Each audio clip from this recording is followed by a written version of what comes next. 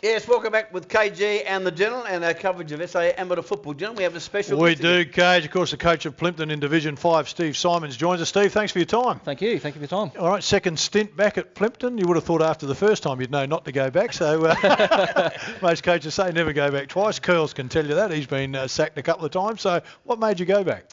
Well, I lost a couple of preliminary finals there before, so I thought I'd better go back and fix it. And first year back last year, another preliminary got beaten in. So we're hoping things might change again this year. How's this year been so far, Steve? Look, we've been, to be honest, a little bit scratchy early on. Okay. We've had a few players out missing early and playing a lot of younger kids at the moment. But look, we're showing glimpses and patches that we can click it together. It's just a matter of just being a little bit more consistent. Well, you're sitting fourth, so you're well and truly in the hunt. Yeah, well, look, we're around the mark, so it's just a matter of getting the systems going and see where it takes us. We've got a massive game this weekend against one of the club fancies for the title, Brahma Lodge, so we're looking forward to that game. Is it at home or away? We're at home this weekend, so it'll be good. So we've got Ladies' Day down there, so we're hoping a few of the ladies get down there and support us, and hopefully we can do that for them. That's a great ground, Plympton Oval.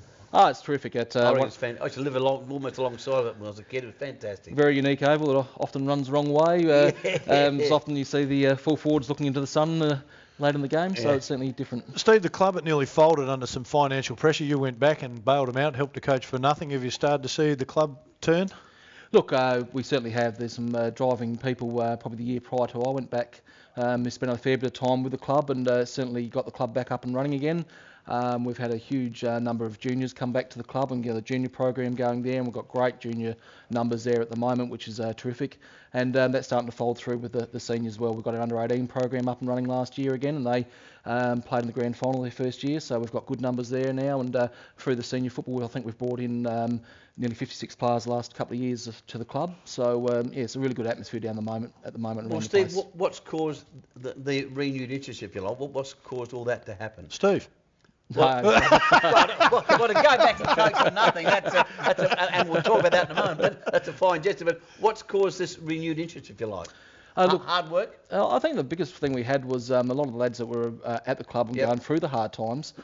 We made a real conscious effort for them to actually go out and attract some mates to the club. Yeah, fair enough. And from there, it sort of snowballed from there. They went and grabbed some more mates, and all of a sudden got some more mates there, because we don't obviously pay anyone at the club or anything like that for playing. So I think that's probably a secret formula that most of the guys there are surrounded by friends, and that brings a pretty common bond. It must be difficult when you made the point you don't pay anybody for playing there when we all hear of what some of the country associations are paying players. It must make your life and other clubs in that sort of similar situation very tough. Oh, it certainly is, and I've come from a country background as well, and certainly seen the money thrown around, and look, it's astronomical what goes on. But look, I think at the end of the day, the main idea about football is to try and play some good competitive sport with your mates and try and get the best out of yourselves that way. And if you can do it with a group of friends, I think there's nothing better than that. So and look, a lot of the guys, they donate a lot of money and time to the club and that as well. And they treat it as their club, they treat it as their local pub and that type of thing as well. And it's a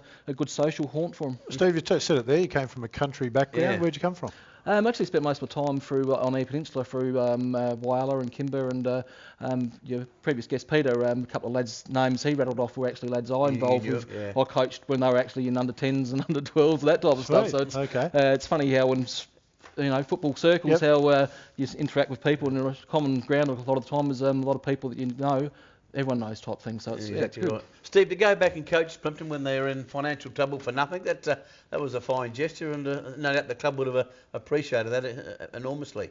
Look, part of that is I think you get out of the game what you want to put into it, and fair call.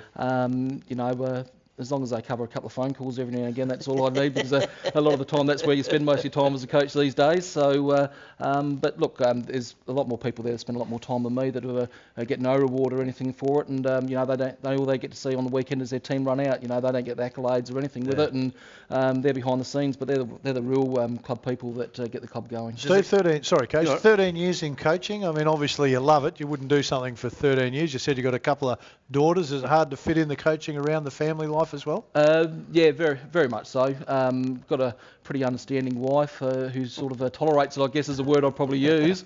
Look, obviously family comes high priority and that, Probably previously we've been coaching at higher levels, which took up a lot more time than that as well. So where we are at the moment is very comfortable. We can spend a bit of time with the family and that, and the family, like, they come out to the club each night. And our young fella that we got, he's only 2, and he certainly keeps everyone on their toes around the club. So that's that's all part and parcel of it. We try and create very much a family atmosphere, and I think you just got to be comfortable where you're at. Exactly right. Steve, how many nights a week do you train? Look, we train 2 nights a week. So Tuesday, most Thursday? clubs, Tuesday, Thursday, the normal. We've got also at the complex, we've got soccer involved there as well. So they obviously have the other nights in that as well. So the Oval actually has a fair hammering in that. So it comes up not too badly considering the amount of footwork going over it. And Scotty Salisbury, of course, that's where the famous Glenelg footballer, that's where he started his footy. And I see by his shirt there that he's one of the major sponsors, Scotty Salisbury, which is terrific. Does the club see much of him? Look, Scotty pops down there every now and again at request, and last year in particular we had a few. Scott was involved with a couple of back-to-back premierships at the club with their last grand finals they played, so he come back for that period of time with all his friends and that. So look, Scott's been a great supporter for a number of years of the club, and we're proud to put our name to him as well. He's a guy that the club idolises, and the way he played his football was something that we sort of emphasised around the club as well. No airs and graces, but gee, he got a huge amount of respect about the way. Steve, there's a lot of people around clubs that donate their time free. They put in a lot to keep clubs going. I mean, a group of people around your club like that? Oh, yeah. Yeah, we've got a number of people around the club who, as I said before, don't ask for any accolades. They donate time, donate money out of their own pocket to keep things going. Whether it's just buying a carton of beers for the boys after a win or something like that. There's some generous people out there who do their time, and look, they get the enjoyment out of it. Keeps them involved in the social atmosphere and they do get reward out of it in the long term. But we've got a core group there of half a dozen. I take my hats off to the amount of time they spend, and they never ask for any thanks or anything like that. But we've got utmost respect for. It makes you feel good when you walk off the ground. You've had a win though, and you see them, because they do. They just have that smile that says, "Gee, it's all worth it." Yeah, well, that's their only. I guess the only real satisfaction. They don't play. They don't that, and the wins and to see the players enjoy it is their biggest accolade they get out of it. So it makes them feel special around there, and everyone knows, everyone works with different people around, everyone gets bragging rights for the week, and that's all part of it, out in the community. So, if they get someone over their workmate for the next week, they're happy about that. So. All right, Brahma Lodge this week, big game for you. Yeah, tough game. Look, they're up and about and going very well at the moment, and we've been a little bit patchy. It's a challenge though for you. Yeah, look, we're certainly not discounting. We know our best is certainly good enough, so it's just a matter of trying to do that a bit more consistently. And get the red and blacks up. We're hoping we get a couple numbers back this week that, we'll put up a good contest. Best colours in football. Cage jumped on as soon as he saw the red and black. You're over. So you've just jumped teams again, haven't you? You're not too bad. No. Second side is Plympton, red and black. All right, Cage. Time for us to go. Of course, you can send your highlights to Australia Live TV. The graphic will come up on the screen. We'd be more than happy to try and promote your club and show some footage of your team. Look forward to your company next Friday, everybody. Steve. Thanks for coming in. Thank you, guys. Bye everybody.